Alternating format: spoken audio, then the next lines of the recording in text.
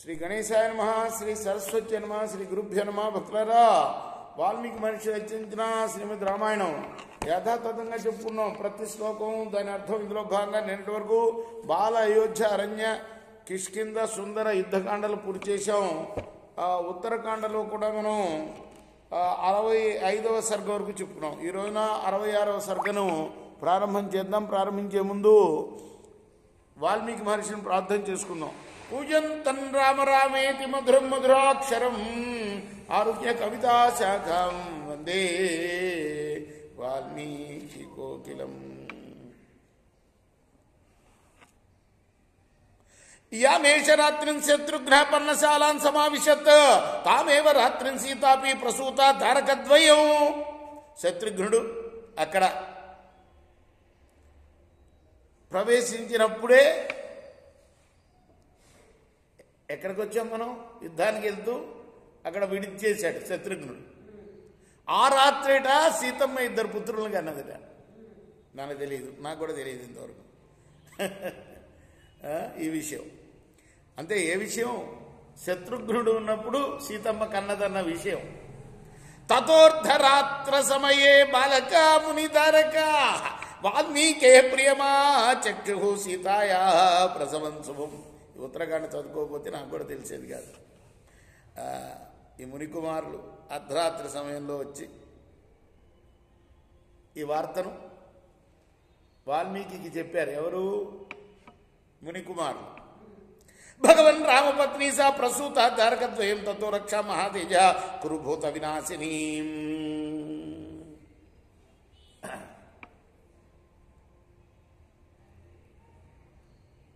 రక్ష చేయించండి అని ఆయన్ని ప్రార్థించారు. కనింది కాబట్టి కన్నప్పుడు కూడా ఏదో ప్రక్రియ ఉంటుందన్నమాట. అది చేయించమన్నారు. తేషాం తత్వజ్ఞం శృత్వా మహర్షి సోంపాక మహత్ బాలచంద్ర ప్రతీకాచో దేవపుత్రో మహోజస. వాళ్ళ మాటలు విని దేవపుత్రులతో సమానమైన వాళ్ళ దగ్గరికి వచ్చాడు వాల్మీకి. జగామ తత్ర హృష్టాత్మ తదస్య చ కుమారకౌ భూతగ్నిం చాకరోత్తాభ్యాం రక్షాం రక్షో వినాశినీం. ఆ పిల్లలను చూశాడు. వాళ్లకు భూత ప్రేత పిశాచాల నుండి రక్షణ కల్పించాడు. రక్ష కట్టాడు అన్నమాట. అంటే కట్టించాడు. కుశముష్టిముపాదాయ లవం చేయవతో సద్విజ వాల్మీకి ప్రతోతాభ్యాం రక్షాం భూత వినాశిని. ఏదో కుశముష్టిని లవమును గ్రహించి ఆ శిశువులిద్దరికీ రక్ష చేశాడు. అంటే కుశముష్టి అంటే ఏంటంటే, కుశలంటే దర్భలు, వాటి అగ్రభాగానికి కుశముష్టి అంటారన్నమాట.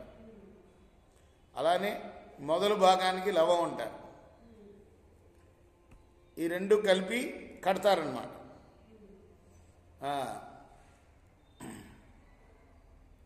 వీళ్ళు ఏం చేస్తారంటే వాళ్ళ చేయితోటి ఒక వృద్ధ స్త్రీకి ఇస్తారు. వాళ్ళు తుడిచి అవతలేస్తారన్నమాట. దీన్ని రక్ష అంటారు. మనకు తెలియదు, నాకైతే తెలియదు. ఇది మొదటిసారి వింటారు. యస్తయో పూర్వజో జాత సకుశైర్మంత్ర సత్కృతై నిర్మార్జనీయస్తు తదా కుశైత్యస్య రామతత్. వాళ్ళలో ముందు పుట్టిన వాడికి సమ్మార్జనం చేయాలి. అంచేత వాడికి కుశుడు అని పేరు పెట్టారు. అదే ఏ కుశం అంటే ఏంటి? దర్భ.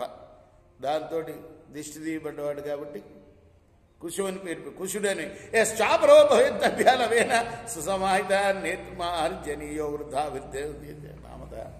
అరే రెండో వాడు లవం. అంటే ఆ దర్భకి మూల భాగం లవం అంటారు, అగ్రభాగం కుశం అంటారు అన్నమాట. వాడికి లవుడని పేరు పెట్టారు. ఏం కుశలౌ నామ్నా తౌభో యమజాతకో మత్కృతాభ్యాంచ నామాభ్యాం ఖ్యాతియుక్తో భవిష్యత. ఈ విధంగా ఆ కవలిద్దరు కూడా కుశలవులు అనే పేరుతో ప్రసిద్ధులయ్యారు. తాం రక్షాం జఘృతుస్తాశ్చ మునిహస్తాత్ సమాహిత అకుర్వంశ తతో రక్షాం తయోర్విగత కల్మషా.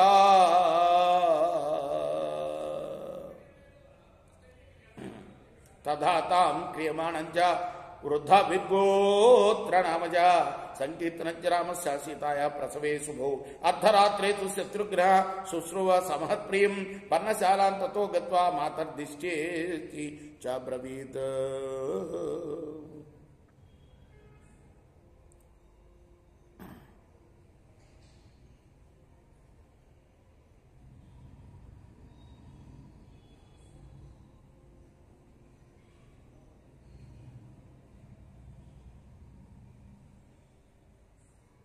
మరి శత్రుఘ్నుడు చూశాట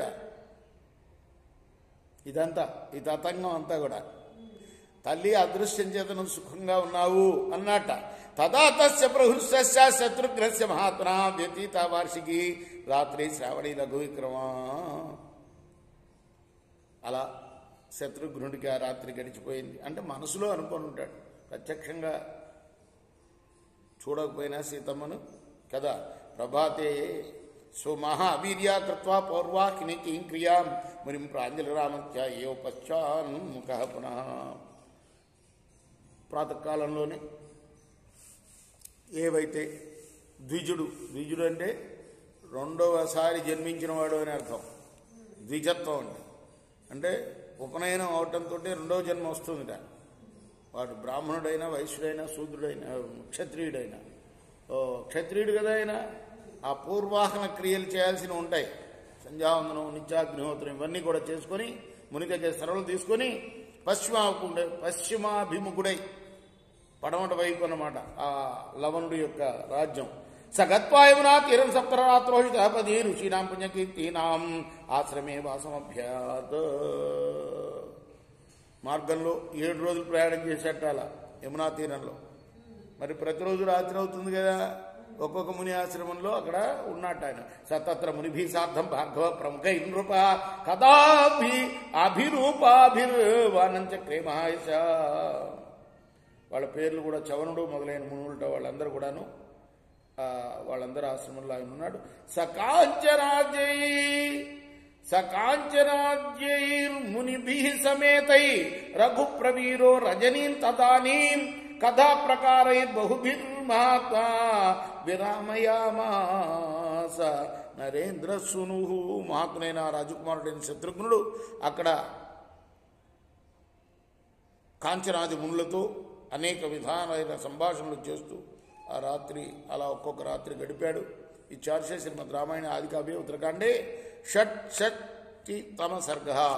వాల్మీకి ఋషి ప్రోక్తము ఆదికావ్యమైన శ్రీమద్ రామాయణంలోని ఉత్తరాఖండలోని 66వ సర్గ. రేపు 67వ సర్గ ప్రారంభం చేద్దాం. కృష్ణార్పణమస్తు. సాయి కృష్ణార్పణమస్తు.